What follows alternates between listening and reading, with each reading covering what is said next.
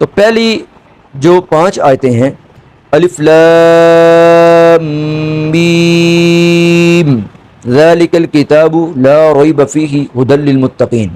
الف لام میم، ان الفاظ حروف کا معنی مفہوم حقیقی اللہ رب العزت ہی جانتا ہے.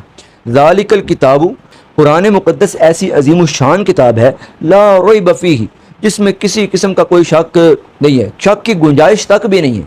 ھدی للمتقین، پرہیزگاروں کے لیے ہدایت ہے. اب ہدایت ہر انسان کے لیے ہے، ہر انسان کے لیے ہدایت ہے، لیکن ہدایت ملے گی اس کو جو پرہیزگار ہوگا.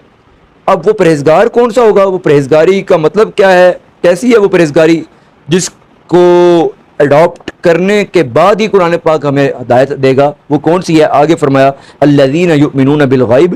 پہلی نشانی پرہیزگاری کی یہ ہے کہ وہ لوگ جو کہ ایمان رکھتے ہیں غیب پر. ویقیمون الصلاۃ، اور قائم کرتے ہیں نماز کو. ومما رزقناہم ینفقون، اور جو رزق ہم نے انہیں عطا فرمایا اس میں سے ہماری بارگاہ میں خرچ کرتے ہیں.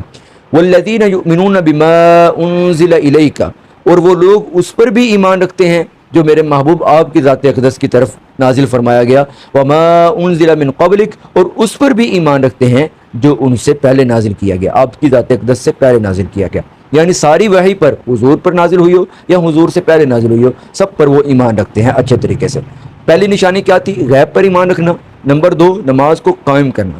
ایک چھوڑ کے ایک پڑھتا رہا تو یہ قائم نہیں ہے، اور سنت کے خلاف پڑھتا رہا یہ بھی قائم نہیں ہے. ٹھیک ہے، صرف فرض پڑھتا رہا پھر یہ بھی شاید قائم میں نہ ہے. جان بوجھ کے باقی چیزیں چھوڑتے رہنا تو یہ بھی تو پھر عجیب حساب ہے. اچھا، نمبر 3، ومما رزقناہم ینفقون، اللہ کی راہ میں جتنا ہو سکے خرچ کرنا. اور نمبر 4 ہم نے پڑھ لیا کہ ساری وحی پر ایمان رکھنا. آگے نمبر 5، وبالآخرۃ ھم یوقنون، آخرت پر وہ لوگ پختہ طریقے سے یقین رکھتے ہیں. اب میرا اور آپ کا یقین تو ہے آخرت پر، قیامت آئے گی، ضرور آئے گی، ہمارا حساب بھی ہوگا اور اعمال کی جزا ملے گی، سزا ملے گی، جنت ملے گی، جہنم ملے گی، سارا پتہ ہے، سب کو پتہ ہے. لیکن پھر بھی ہم لوگ آخرت سے غافل ہیں.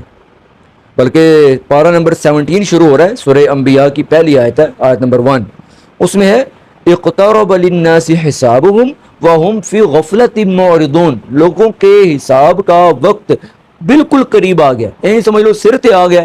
وهم فی غفلۃ معرضون، اور وہ غفلت میں پڑے ہوئے ہیں، غفلت میں منہ پھیرتے چلے جا رہے ہیں. آخرت سے بندہ غافل نہ ہو، آخرت کا خوف ہو اپنے دل میں اور شوق بھی ہو. ایک ہے خوفا و طمع، قرآن پاک نے دونوں کو اکٹھا ذکر کیا ہے. سورہ اعراف میں فرمایا وَادْعُوهُ خَوْفًا وَطَمَعًا، خوف بھی ہو، امید بھی ہو، خوف بھی ہو، شوق بھی ہو. آخرت کا خوف بھی ہو، شوق بھی ہو. اگر ہمارے اندر دونوں چیزیں ہیں تو پھر تو ہمارا ایمان انشاءاللہ مکمل ہے. لیکن اگر ہمیں آخرت کا خوف نہیں ہے نا تو سر یہ آخرت پر ایمان کا کامل درجہ نہیں ہے. بس ہم نے زبانی کلامی مانا ہوا ہے کہ قیامت آئے گی، میرا حساب کتاب ہوگا، جواب دہ ہونا پڑے گا، لیکن اس کا کوئی اثر میرے وجود پر نظر ہی نہ آئے تو پھر ایسے ہی ہے جیسے بس اوپر سے وہ سرٹی رٹائی پر لگا ہوا ہے کہ آخرت آئے گی، میں مانتا ہوں جی آئے گی. تو یہ 5 نشانیاں ان کو پورا کرنا ہوگا. نمبر 1 کیا تھی؟ غیب پر ایمان. نمبر 2 نماز قائم کرنا، قائم. اور نمبر 3 اللہ کی راہ میں خرچ کرنا. نمبر 4 ساری وحی پر ایمان رکھنا. اور نمبر 5 آخرت پر پختہ طریقے سے یقین رکھنا. جس میں یہ 5 نشانیاں ہوں گی وہی بندہ پرہیزگار بنے گا، اور اسی کے لیے قرآن کریم ہدایت بنے گا، اور وہی اپنے رب کی طرف سے خاص قسم کی ہدایت پر ہوگا. اولئک علی ھدی من ربہم، یہی وہ لوگ ہیں 5 نشانیوں والے جو اپنے رب کی طرف سے ہدایت پر ہوں گے. واولئک ھم المفلحون، یہی وہ لوگ ہیں جو کہ پکے قسم کے کامیاب ہوں گے. یہ آج اللہ کے خاص فضل اور اس کے احسان سے 5 آیات ہوگی. اللہ رب العزت ان کو قبول فرمائے. اللہ رب العزت ہمیں آئندہ بھی قرآن کریم کو سیکھتے رہنے کی توفیق عطا فرمائے. آپ ساتھ چلتے رہیں گے انشاءاللہ العزیز، تو اتنا ٹائم کافی ہے، آپ لوگ دیکھ لیں گے نا انشاءاللہ.